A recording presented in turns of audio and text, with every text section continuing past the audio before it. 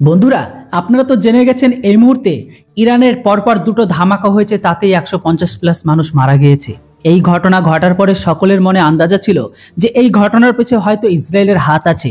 দেখুন, এখনো তো স্পষ্ট কারণ বেরিয়ে আসেনি কে বা কার হাত রয়েছে, কিন্তু এখন এরই সাফাই করতে চলে এলো আমেরিকা।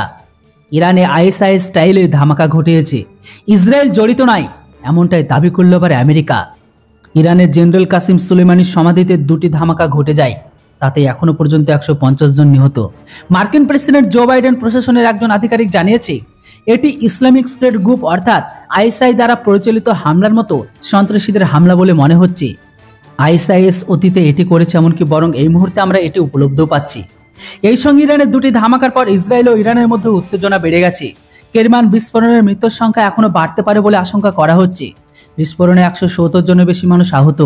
হোয়াইট হাউস জানিয়েছে ইরানে বোমা হামলার সঙ্গে ইসরায়েল জড়িত ছিল এমন কোনো ইঙ্গিত নেই, তবে 1979 সালের ইসলামী বিপ্লবের পর থেকে ইরানের লক্ষ্য করে সবচেয়ে মারাত্মক সন্ত্রাসী হামলার দায় স্বীকার করা হয়নি।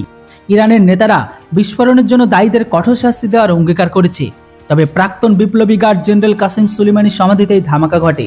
বুধবার ছিল কাসিম সুলেমানির 4র্থ মৃত্যুবার্ষিকী। ইরানের পুলিশ জানিয়েছে এটি একটি আত্মঘাতী ধামাকা। প্রথমে ধামাকাটি ঘটে একটি সুটকেসে রাখা ধামাকা থেকে, রিমোট দিয়ে ধামাকাটি ঘটানো হয়। দ্বিতীয় ধামাকাটি সম্পর্কে বিস্তারিত কোনো তথ্য নেই, তবে দুটি ধামাকার মধ্যে 10 সেকেন্ডের ব্যবধান ছিল, আর তাতেই ইরানে এতগুলো লোক মারা গেল।